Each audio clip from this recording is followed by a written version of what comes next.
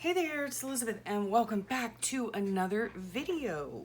I hope y'all are doing well. Today I decided to do a little Q&A video because on my last video that I did, or one of the last ones, I don't know, I think it was a ramble session. Y'all had some questions for me and I did not look at my phone beforehand. So what I did this morning is I went through some of my recent comments and I decided I should answer you guys. Of course, I always answer in a reply to your comments on my videos, but just in the event that other people that are watching have the same question, I can just answer them all in one fell swoop.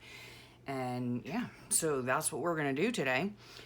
Thank you very much, by the way, for subscribing and liking and putting all of your questions and lovely comments. I really do appreciate it, which brings me to make sure you hit that subscribe button and click the notification bell if you want to see the videos that are coming up. Now, make sure you also go down below into the description box or the show more box down below the title of this video, and there will be links to any of the videos that I've mentioned and or people that I mentioned that have YouTube channels and stuff like that. So always check the links below.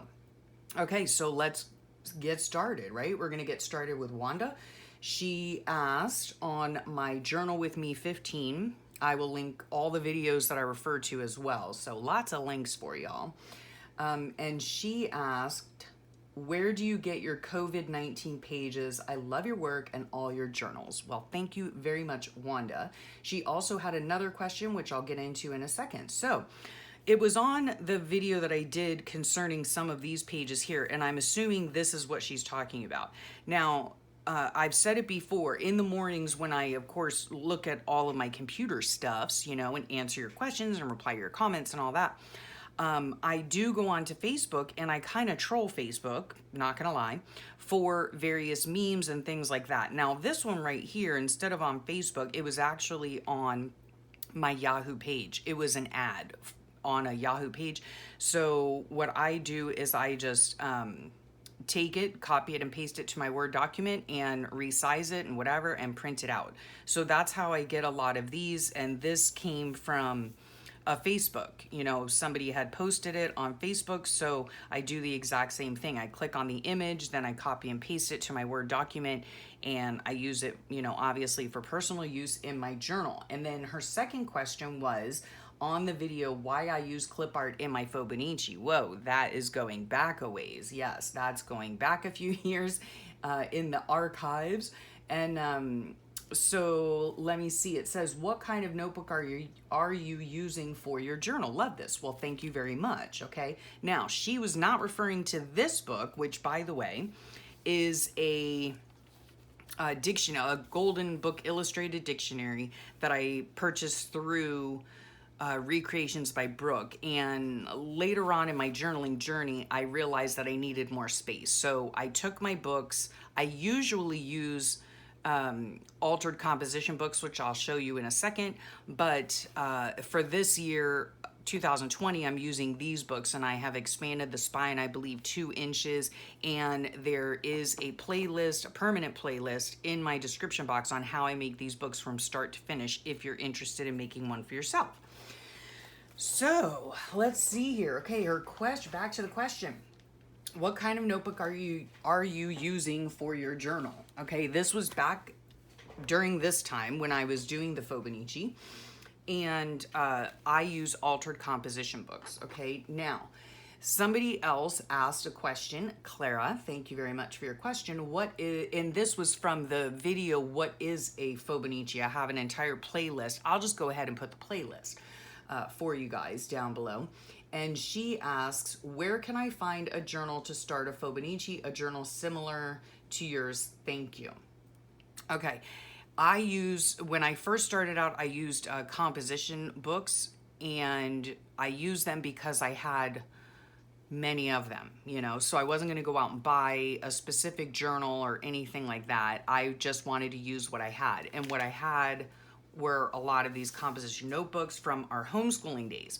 And what I did is I used to glue, okay, 3 pages together, right? I used to glue, and there's a process video on this in the playlist.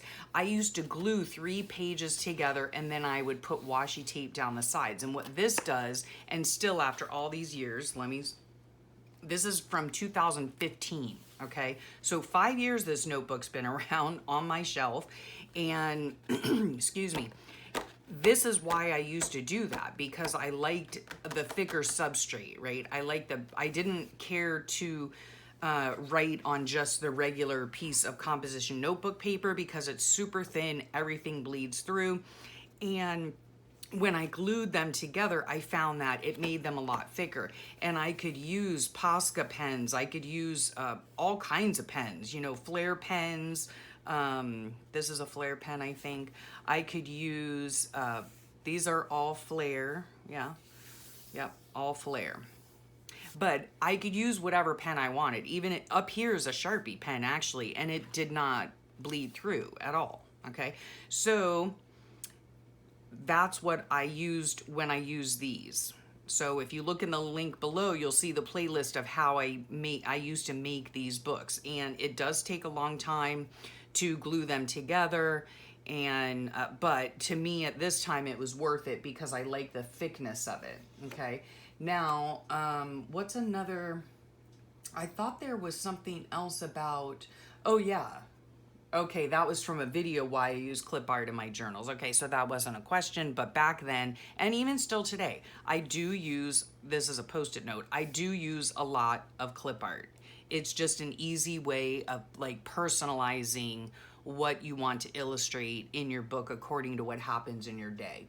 So I think I answered that. Yep, this is just a regular old composition book. That's it. No added signatures, no expanded spine, nothing. It's just the only difference in these books is that I glued the papers together to make them more thick.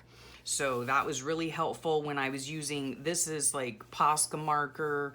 And again, like I said, these are 5 years old. These were glued in with a glue stick. This is all clip art. Excuse me.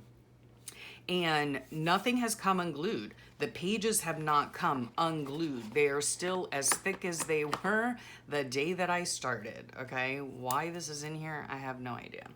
All right, so there's that. I hope I answered those questions for you. Okay, now we have a question from Tanya, and this is from the video Journal With Me 19. So this is a more recent one.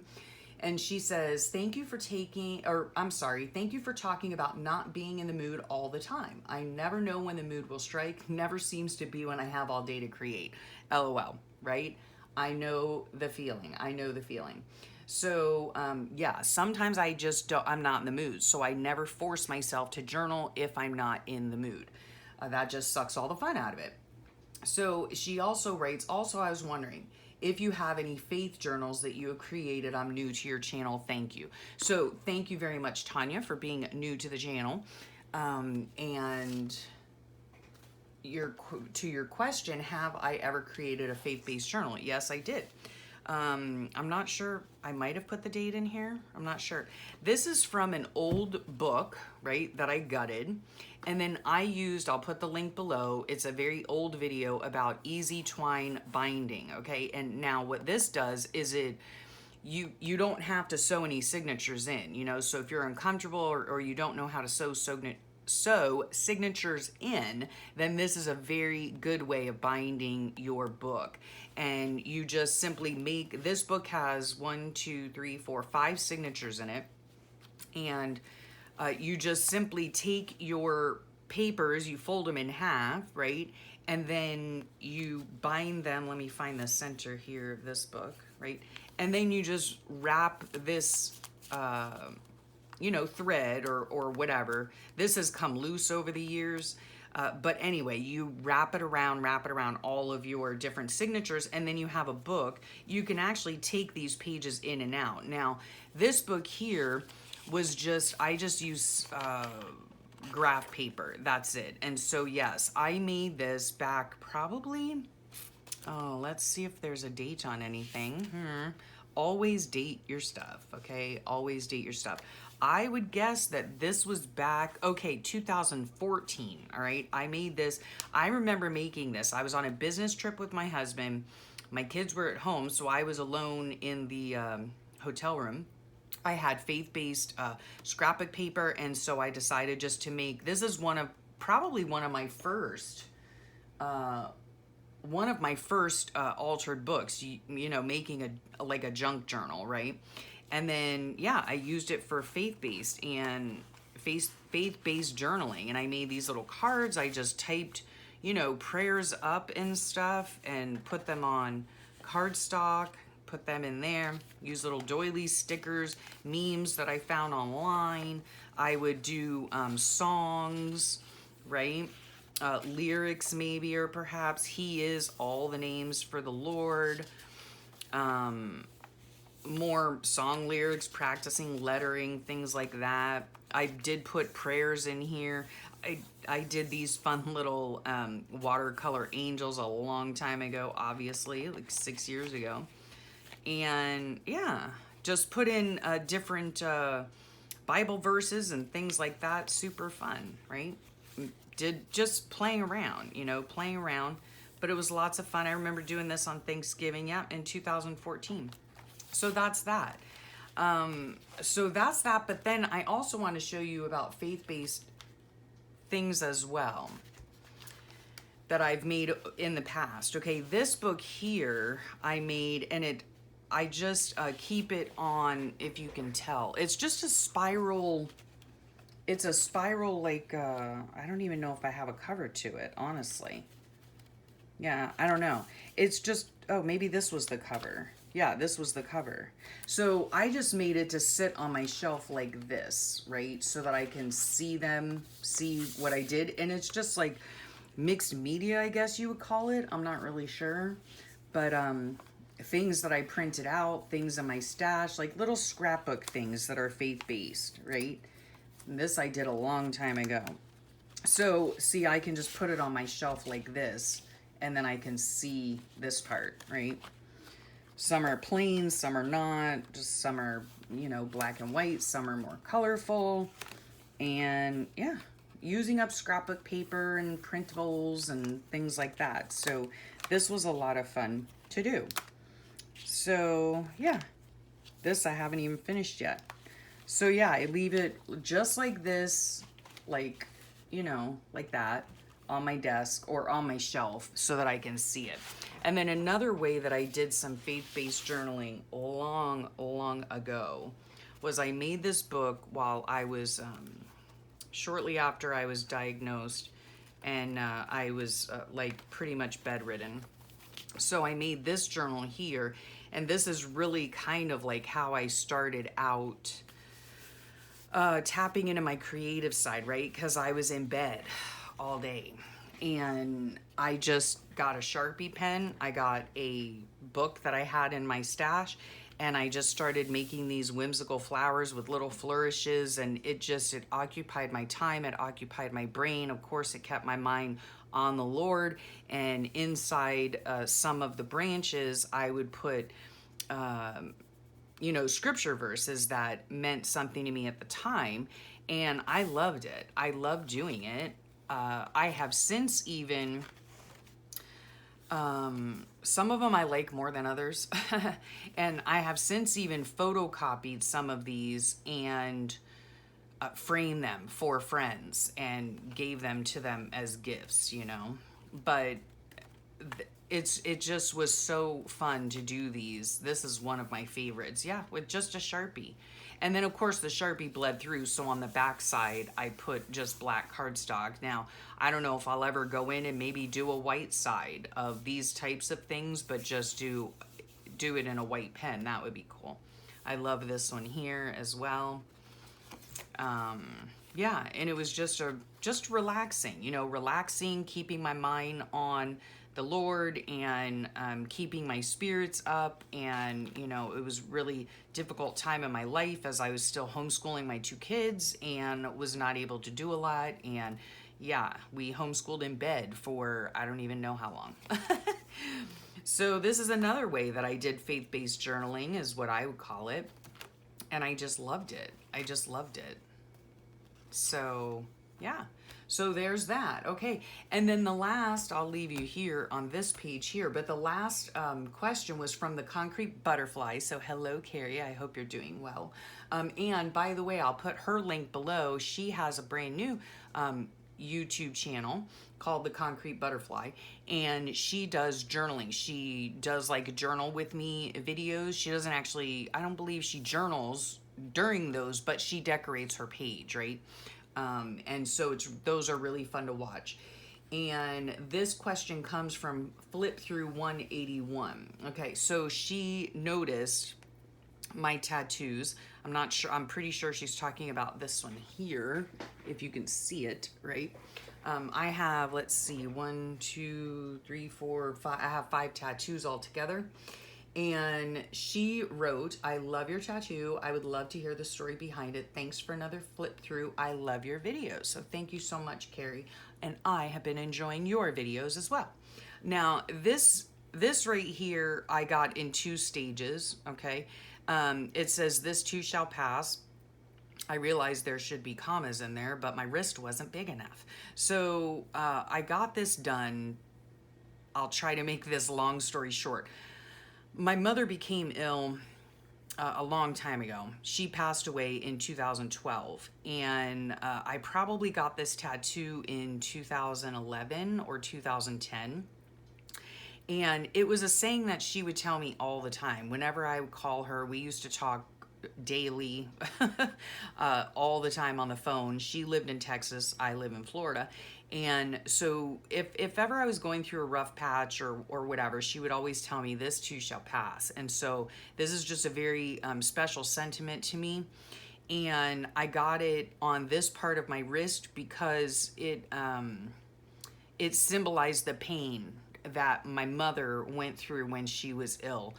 She actually, unfortunately, very unfortunately, had a botched surgery years ago, and she was sick for quite a while, 8 years or so. And then when she passed away in 2012, I went back and got her initials put on. So yeah, that's the story of this. And I got it on my left wrist because I am right-handed. And so I see this every single day. There's not a day that goes by that I do not look at my wrist. Whatever I'm doing, I'm washing dishes, I see my wrist. I'm writing in my journal, I see my wrist. I am walking along in my walks in the morning, I see my wrist. So I am reminded of my mother, my sweet mother, all the time. So that's the story about this one.